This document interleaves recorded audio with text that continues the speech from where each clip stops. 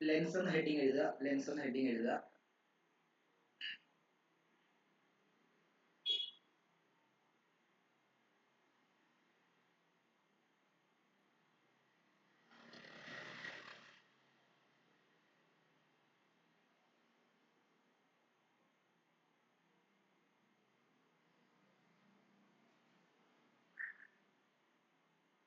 Okay, a lens is a transparent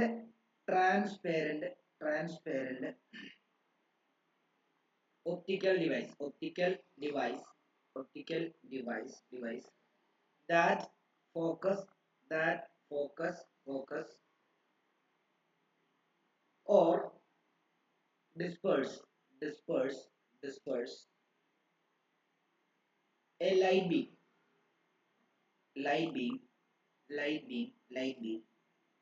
by means of refraction.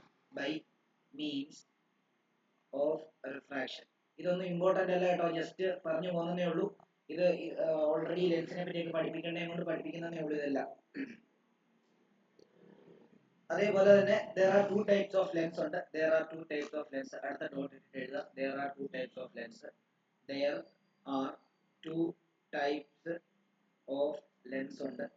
ഉണ്ട്.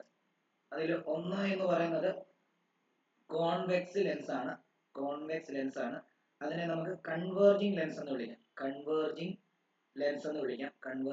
വിളിക്കാം. രണ്ടാമത്തേത് concave lens ആണ്. അതിനെ നമുക്ക് ഡൈവേർജിങ് ലെൻസ് എന്ന് വിളിക്കാം.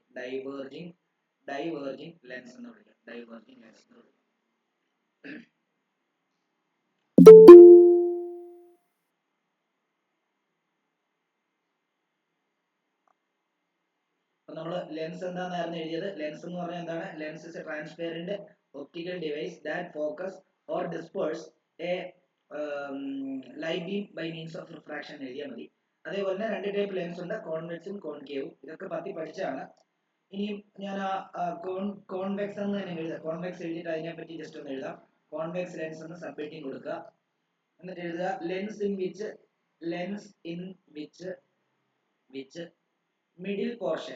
middle portion is thicker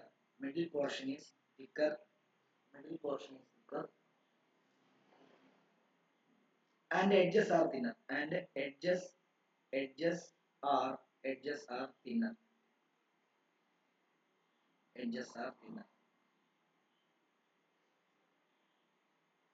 അതും ത്രീ ടൈപ്സ് ഉണ്ട്. അതൊക്കെ ജസ്റ്റ് നോട്ട് ചെയ്ത് വിട്ടാൽ മതി. ത്രീ ടൈപ്സ് ഉണ്ട്. ഓൾറെഡി അത് വരയ്ക്കേണ്ട, നിങ്ങൾക്ക് അറിയാലോ. Three types. ഒന്ന് ഡബിൾ കോൺവെക്സ് എന്ന് പറയും. ഇത് ഡബിൾ കോൺവെക്സ് ആണ്. Convex lens. അടുത്തത് പ്ലേനോ കോൺവെക്സ്, അതായത് ഒരറ്റം പ്ലെയിനും ഒരറ്റം കോൺവെക്സ്. Plano convex lens. ഇത് പ്ലേനോ കോൺവെക്സ് ലെൻസ്.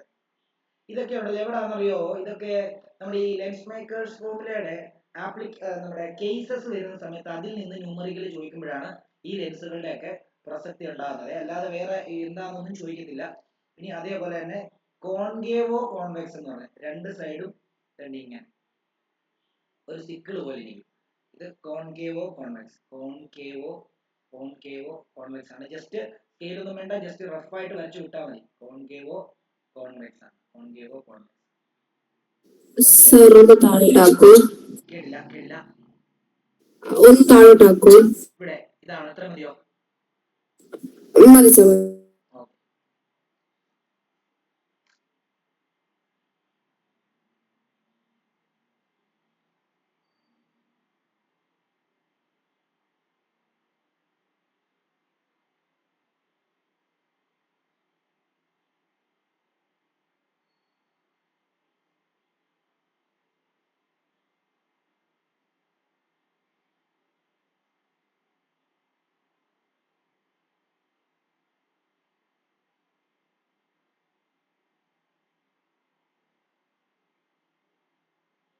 എഴുതി കഴിഞ്ഞോ? ഓക്കെ. ഇനി അതേപോലെ തന്നെ എന്താണ് കോൺകേവിനെ പറ്റി എഴുതാൻ പോവാണ്. കോൺകേവ് ലെൻസ് എഴുതാൻ പോവാണ്. concave lens. ഇവിടെ lens in which middle portion is thinner. Middle portion is thinner. Middle portion is thinner. Edges are thicker.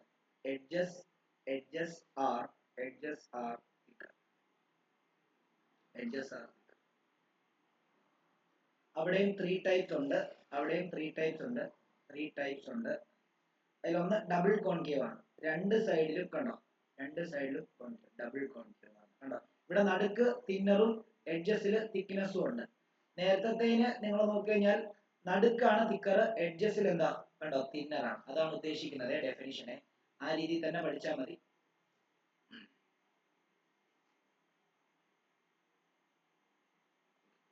ഇത് എന്താണ്, ഇത് ഡബിൾ കോൺകേവ് ആണ്. Double concave.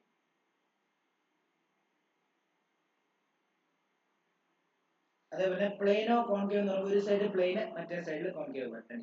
ഇത് പ്ലെയിനോ കോൺകേവ് ആണ്.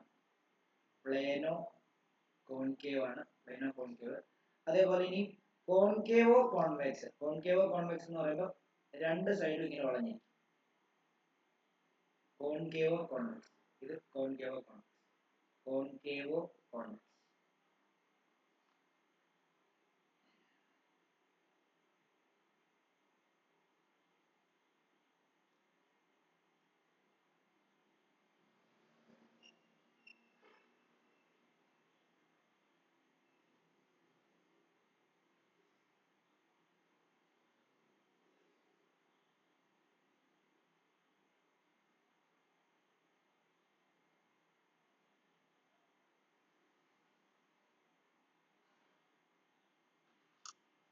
എഴുതിയെന്ന് വിശ്വസിക്കുന്നു. ഇനിയും നമുക്ക് ഈ ടേംസ് അസോസിയേറ്റഡ് വിത്ത്, അത് ഞാൻ തരുന്നില്ല കേട്ടോ. അത് ഏതാ, നമ്മുടെ പ്രിൻസിപ്പൽ ആക്സിസ്, അതേപോലെ തന്നെ എന്താ പ്രിൻസിപ്പൽ ഫോക്കസ്, അങ്ങനെയൊക്കെയുള്ള സാധനങ്ങളാണ്. അപ്പൊ അത് അങ്ങനെയായിട്ട് ചോദിക്കാറില്ല. എന്നാലും ഞാൻ എല്ലാം ഒന്ന് ടച്ച് ചെയ്തു പോവാം. Terms associated with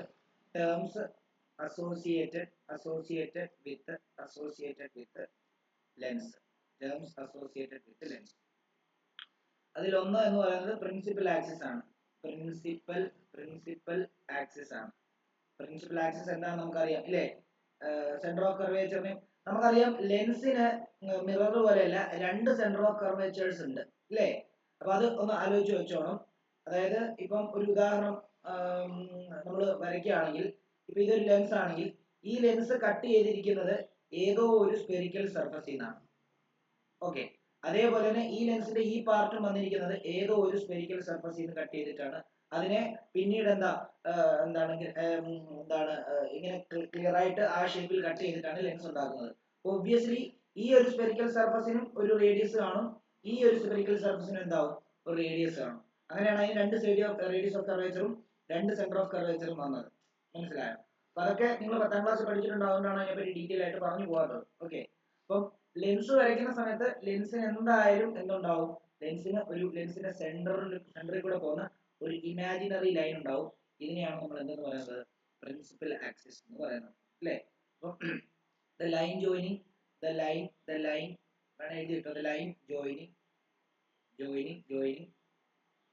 center of curvatures of both spherical surface is called spherical surface is called principal axis. അത് ഫോൾഡ് എഴുതണം. അപ്പം നമുക്കറിയാം, ഒരു ലെൻസ് വരയ്ക്കുകയാണെങ്കിൽ ആദ്യം നിങ്ങൾ മാർക്ക് ചെയ്യേണ്ട അതിന്റെ ഒപ്റ്റിക് സെന്റർ ആണ്. അടുത്ത നമ്മൾ അതാണ് പഠിക്കാൻ പോകുന്നത്. ഓ, പിന്നെ ഇപ്പുറത്തെ സൈഡിലുള്ള സെന്റർ ഓഫ് കർവേച്ചർ മാർക്ക് ചെയ്യുക, ഇപ്പുറത്തെ സൈഡിലുള്ള സെന്റർ ഓഫ് കർവേച്ചർ മാർക്ക് ചെയ്യുക. ഓക്കെ, ഇത് C1 C2 എന്ന് നിങ്ങൾക്ക് വേണമെങ്കിൽ കൊടുക്കാം, കൊടുത്തില്ലെങ്കിലും കുഴപ്പമില്ല. ഓക്കെ, C1 C2 എന്ന് കൊടുക്കാം.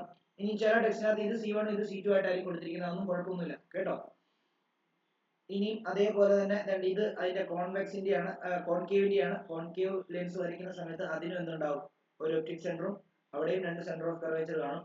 C1 C2, അവിടെ C1 എന്ന് ഉദ്ദേശിക്കുന്നത് ഇപ്പുറത്തെ C1 എടുക്കണം, C1 C2. അതെന്താന്നുള്ള കാര്യം, C1 C2 ഒക്കെ മാറ്റിയെടുക്കുന്ന എന്താന്നുള്ള കാര്യങ്ങളൊക്കെ നമുക്ക് അങ്ങോട്ടേക്ക് പോകുമ്പോൾ പറഞ്ഞുതരാം. അത് അതിലൊന്നും പ്രസക്തിയില്ല. C1 C എന്ന് പറഞ്ഞാൽ എടുത്താൽ മതി, രണ്ട് സെന്റർ ഓഫ് കർവേച്ചർ ഉണ്ടെന്ന് പറഞ്ഞാൽ എടുത്താൽ മതി. ഓക്കെ, ഇനി അടുത്തത് എന്ന് പറയുന്നത് എന്താ ഒപ്റ്റിക് സെന്റർ ആണ്. ഒപ്റ്റിക് സെന്റർ ഓൾറെഡി ഞാൻ പറഞ്ഞു അല്ലേ? അതായത് കറക്റ്റ് ആ ലെൻസിന്റെ കറക്റ്റ് മിഡ് പോയിന്റിനെയാണ് നമ്മൾ ഒപ്റ്റിക് സെന്റർ ആയിട്ട് എടുക്കുക. ഒപ്റ്റിക്കൽ സെന്റർ ഒപ്റ്റിക് സെന്റർ എന്നൊക്കെ പറയാം.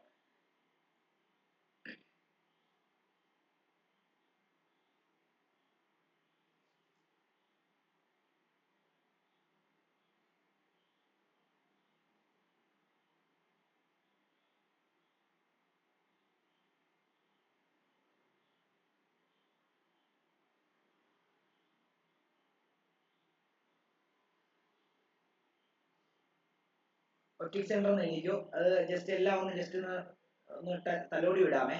ഒപ്റ്റിക് സെന്റർ എന്ന് എഴുതിക്കോ. Optic centre. ഒപ്റ്റിക് സെന്റർ എന്ന് പറഞ്ഞാൽ എന്താണെന്ന് അറിയാമോ? It is a point. It is a point. It is a point. Point inside the lens on which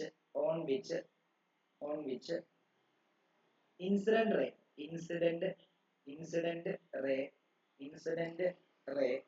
passing straight without incident ray passing straight without bending. Bend ചെയ്യാതെ incident ray pass ചെയ്ത് പോകുന്ന ഒരു ലെൻസിന്റെ ഉള്ളിലുള്ള ഒരു പോയിന്റിനെയാണ് optic centre എന്ന് പറയുന്നത്. ശരിക്കും തിൻ ലെൻസിന് മാത്രമാണെങ്കിലേ ഉള്ളൂ ഈ ഡെഫിനിഷൻ. കണ്ടോ, തിക്കായിട്ടുള്ള ലെൻസ് ആണെങ്കിൽ അതിന് ഡെഫിനിഷൻ വേറെയാണ്. പക്ഷെ നമുക്ക് അങ്ങനെ സെപ്പറേറ്റ് ആയിട്ടൊന്നും പഠിക്കാൻ ഇല്ലാത്തതുകൊണ്ട് നമ്മൾ അങ്ങനെ രണ്ടായിട്ട് പഠിപ്പിക്കുന്നില്ല. എന്താണെന്നറിയോ, തിക്ക് ലെൻസ് വന്നു കഴിഞ്ഞാൽ എന്താണെന്നറിയോ, ഇങ്ങനെയാണ് തിക്ക് ലെൻസ് ഇരിക്കുന്നത്, ഇതാണ് തിൻ ലെൻസ്, ഇങ്ങനെയാണ് തിൻ ലെൻസ് ഇരിക്കുന്നത്. അപ്പൊ തിക്ക് ലെൻസിലോട്ട് ശരിക്കും പറഞ്ഞു കഴിഞ്ഞാൽ ഒരു ലൈറ്റ് റേ വന്നു വീണ് കഴിഞ്ഞാൽ എന്ത് സംഭവിക്കുന്നറിയോ, ഇവിടെ ഇതാണ് ഒപ്റ്റിക് സെന്റർ എങ്കിൽ ഇതുവഴി തന്നെ ഇങ്ങനെ ബെൻഡ് ചെയ്ത് ഇതുവഴി ഇങ്ങനെ വന്നിട്ട് ഇതിങ്ങനെ ഇവിടെ വന്നു വീണിട്ട് കണ്ടോ ഇതിങ്ങനെ പോകും. ഇങ്ങനെയാണ് സംഭവിക്കുന്നത്. നമ്മൾ ഇതൊന്നും സെപ്പറേറ്റ് ആയിട്ടൊന്നും വരയ്ക്കാറില്ലായിരുന്നു. ഓക്കെ, ഇങ്ങനെയാണ് പോകുന്നത്. അതായത് ഇൻസിഡന്റ് റേയും എമർജന്റ് റേയും പാരലൽ ആയിരിക്കും. പക്ഷെ തിൻ ലെൻസ് ആകുമ്പോഴാണ് എന്ത്, ഒരു ലൈറ്റ് റേ തന്നെ ഇങ്ങനെ വന്നു വീണ് കഴിഞ്ഞാൽ ഇവിടെ റിഫ്രാക്ഷൻ ഒന്നും നടക്കാതെ കൃത്യം തന്നെ ഇതുവഴി ഇങ്ങനെ ബെൻഡിങ് ചെയ്യാതെ ഇങ്ങനെ പോകുന്നത്. നമ്മൾ ഇത് വെച്ചിട്ടാണ് ഇതിപ്പോൾ എക്സ്പ്ലെയിൻ ചെയ്തിരിക്കുന്നത്. ശരിക്കും ഇങ്ങനെ ഒരു ഓപ്ഷൻ കൂടെ ഉണ്ട്. അത് വേണ്ട, പഠിക്കേണ്ട, ജസ്റ്റ് പറഞ്ഞതേ ഉള്ളൂ. ഓക്കെ ആണല്ലോ? അപ്പൊ അതും ഒന്ന് മാർക്ക് ചെയ്തേക്കുക. ഇതാണ് ഒപ്റ്റിക് സെന്റർ. ഒന്ന് ജസ്റ്റ് ഒന്ന് മാർക്ക് ചെയ്തേക്കുക. വലിയ കാര്യമൊന്നുമില്ല, എന്നാലും പറഞ്ഞതേ ഉള്ളൂ. പിന്നെ ഫോക്കസ് ആണ്. അത് എഴുതിക്കോ. Principal focus. പ്രിൻസിപ്പൽ ഫോക്കസ് എന്ന് പറയുമ്പോൾ കോൺവെക്സിന്റെ ആണെങ്കിൽ ഇപ്പം ഒരു ഉദാഹരണം പറയാം. ഞാൻ രണ്ടും കൂടെ ഒരുമിച്ചാണ് തരാമേ. ഒരു ഒറ്റ ഡെഫിനിഷൻ ആയിട്ട് തരാം, എഴുതിക്കോളൂ. Parallel rays from a distant object. Parallel rays from distant object after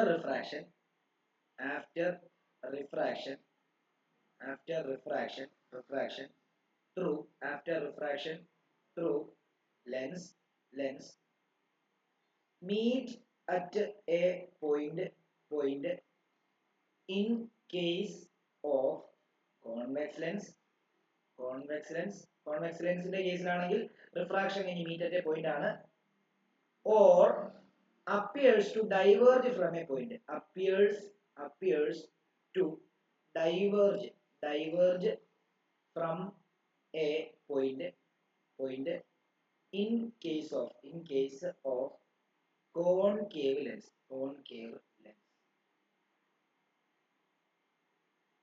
This point is called principal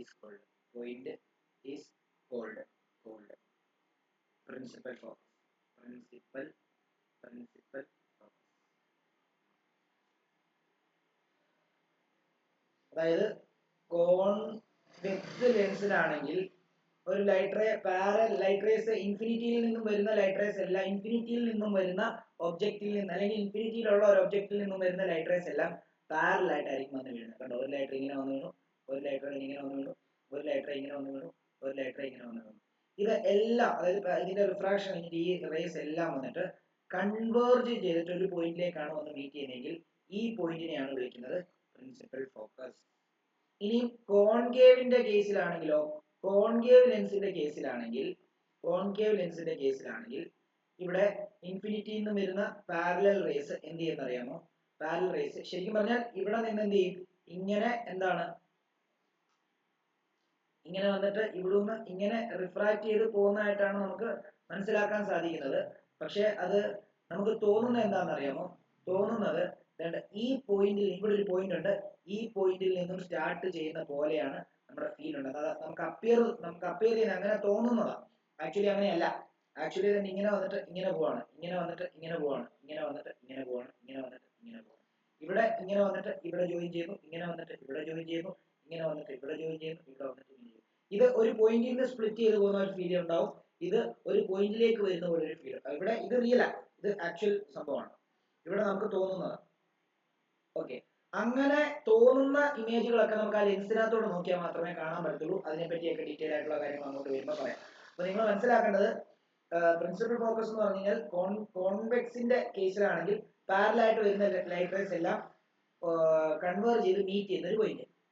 കോൺകേവിന്റെ കേസിലാണെങ്കിൽ parallel ആയിട്ട് വരുന്ന ലൈറ്റ് റേസ് എല്ലാം റിഫ്രാക്ഷൻ കഴിഞ്ഞ് ഈ പോയിന്റിൽ നിന്ന് സ്പ്ലിറ്റ് ചെയ്ത് പോകുന്ന പോലെ തോന്നുന്ന പോയിന്റിനെയാണ് പ്രിൻസിപ്പൽ ഫോക്കസ് എന്ന് പറയുന്നത്. ഓക്കെ, ഇത്രയുമേ ഉള്ളൂ ഇതിനകത്ത് പറയാനുള്ളത്. ഇനി ഒരു കാര്യം കൂടെ ജസ്റ്റ് എല്ലാം കൂടെ ഉൾപ്പെടുത്തിയിട്ട് ഒരു പടം വേണമെങ്കിൽ ഒന്ന് വരച്ചിട്ടേക്കുക. അതായത് കഴിഞ്ഞിട്ട് ഓക്കെ, ഞാൻ റേ ഡയഗ്രാംസ് ഒന്നും നമുക്ക് ഇതിനകത്ത് വരച്ച് പഠിക്കാനായിട്ടില്ല, പക്ഷെ നിങ്ങൾ പഠിക്കണം കേട്ടോ. അതായത് object beyond C, at C, between F and C, ഇതൊക്കെ അറിയത്തില്ല എന്നുണ്ടെങ്കിൽ എന്നോട് പറയാം. 10ാം ക്ലാസ്സിന്റെ റേ ഡയഗ്രാം വരച്ച വീഡിയോ എൻ്റെ ഉണ്ട്, ഞാൻ വേണമെങ്കിൽ അയച്ചു തരാം. അത് വെച്ച് നിങ്ങൾ കണ്ടുപിടിക്കുക. അത് പഠിപ്പിക്കേണ്ട, ഇവിടെ പഠിക്കാനില്ല. റേ ഡയഗ്രാംസ് വരച്ച് പഠിപ്പിക്കാനില്ല കേട്ടോ, അതുകൊണ്ടാണ് പഠിപ്പിക്കാത്തത്. പക്ഷെ പരീക്ഷയ്ക്ക് അതെല്ലാം അവർ ചോദിക്കും. അപ്പൊ അതിനുവേണ്ടി ജസ്റ്റ് കോൺകേവും കോൺവെക്സും ജസ്റ്റ് ഒന്ന് വരച്ചിട്ട് അതിന്റെ എല്ലാ പാർട്ടുകളും ഒന്നും ജസ്റ്റ് ഒന്ന് മാർക്ക് ചെയ്യാം.